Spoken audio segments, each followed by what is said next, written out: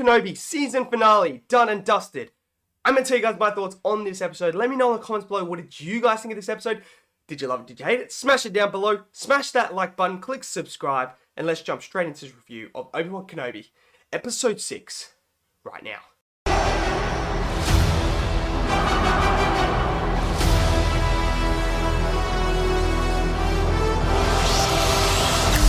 Okay, so Obi-Wan Kenobi is done and dusted. It's all done. We have finally seen the season finale, and I'm going to tell you guys my thoughts on it. Look, so far for Obi-Wan, I have enjoyed it. There's only one episode that I really don't like, and that's episode 4. I think the more I watch it, the more I just roll my eyes and go, none of this makes any sense. Like, it just doesn't work.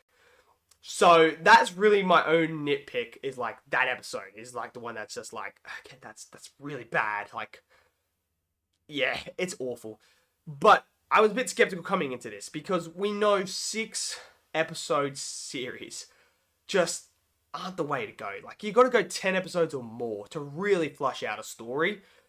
So we've seen this before. We've seen this happen before, where season finale comes out and you kind of just scratch your head and you're like, if only they had more episodes, it could have been better. But we knew where this episode was going to go. It was leading up to the big rematch between Darth Vader and Obi-Wan. That's realistically where they were going. And we all knew that was going to happen.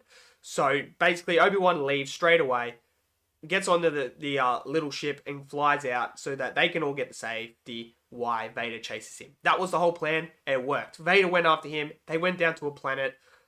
And this is where things started to really heat up, because we got the rematch we were looking for. Now, while that stuff is going on, Reva is on Tatooine trying to find Luke. This whole part with Reva going after Luke makes sense for her character and why she wants to, but I didn't personally like it. I didn't think it fit. I think if you took all that out, it would work without all that in it. And that stuff, she doesn't end up killing Luke. She can't do it in the end, and she's like, I can't do it, I failed, rah, rah, rah, rah. It's like, whatever, okay, cool.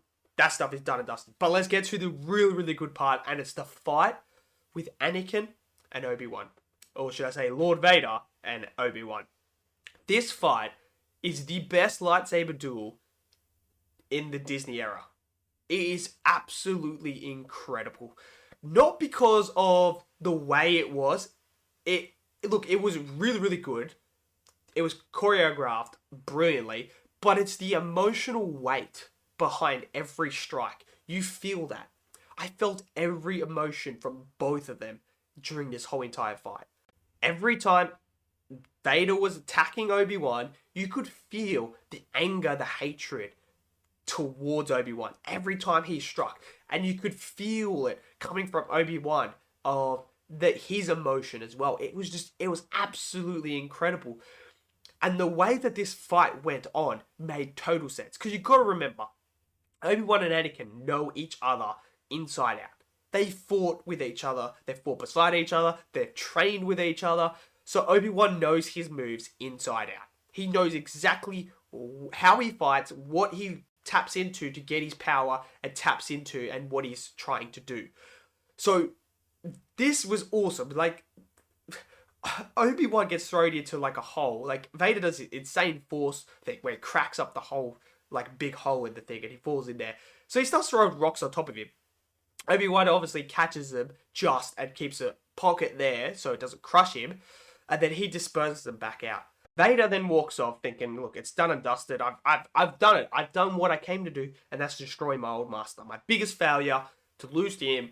I've now avenged that. Obi-Wan comes back out, and he's like, nah, not today, mate. And they go again. But this time, Obi-Wan elevates to another level. He starts to think. It's almost as if Obi-Wan starts to use his emotion as well in this fight, because he's thinking about Leia and Luke and that, like, he has to survive in order to protect them. So he can't just give up. And it's almost as if this is like the first instance where we've seen Luke use his attachment and emotions as well in a fight. He did it against Vader. He used that. So it's almost as if like he knows that it's the Jedi needed to change in a way, like they do in the old trilogy, where Luke's sort of not under the same Jedi rules, but he still has attachments and stuff like that. But then, nevertheless, the fight continues, and Obi-Wan is battering Vader. He is battering him. He cuts him straight down here in his little chest plate there, and we get this cool shot where Obi-Wan slices his helmet, and you see Hayden Christensen's face. Like, it's awesome. It's absolutely awesome. And the way that he speaks as well, there's this brilliant dialogue, and Ewan McGregor is just absolutely fantastic. He's there, and the way that he just portrays the sadness and how he apologizes to Anakin. He says, "I'm sorry for everything. Like, I'm sorry." And it was just so heartwarming. It was just brilliant. Absolutely fantastic. Vader is basically down for the count. He's down, and Obi-Wan just goes, "Okay, well, my friend's really gone," and then he leaves, and it's just like, it was just absolutely brilliant. Like, the scene, the moment where Obi-Wan stands there and he's got his arms out like this, and the rocks float up, and he just starts throwing them at Vader. I was just like, what the fuck, man? I've never seen Obi-Wan do this stuff before. This is awesome. It was absolutely incredible. It was brilliant. Absolutely loved it.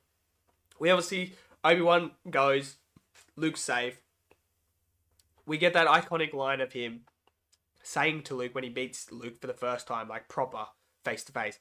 We get the hello there. So fans that wanted to hear that, we got that. We got him to resolve the stuff with Leia as well. That was resolved. And we also got to see Qui-Gon Jinn. Liam Neeson returns as Qui-Gon Jinn. We got to see it at the end where he's walking in and he sees him, and he said that he wasn't ready to see him yet, but now they've got a lot to go on. So that was awesome to see that as well. So overall, I really like this finale. I mean, the only thing I didn't like is the Reva stuff. That I didn't like. I think if you cut that out, this would be an absolutely fantastic season finale. It's definitely one of the better ones from Disney in general, but I still wanted more episodes. I still think you could have flushed it out a lot more, but that's why you get problems like episode 4 that just don't fit, because you haven't flushed things out because there's not enough time. But overall, I enjoyed Obi-Wan. I thought it was good. I may be in the minority here, but I actually enjoyed Obi-Wan. It's one of my favorite Star Wars ones. I enjoyed the whole storytelling aspect of Obi-Wan, going through the emotions of what happened in the past, realizing Anakin's still alive as Darth Vader, all that stuff. The bond that he grew with Leia, that worked for me. Everything worked. It did, except for episode 4. And the Reva stuff is iffy, but overall I enjoyed it. So let me know in the comments below, what did you guys think of Obi-Wan Kenobi? Did you love it? Did you hate it? Smash it down below. Smash that like button. Click subscribe, and I'll see you guys next video. Until then, stay safe. Peace out.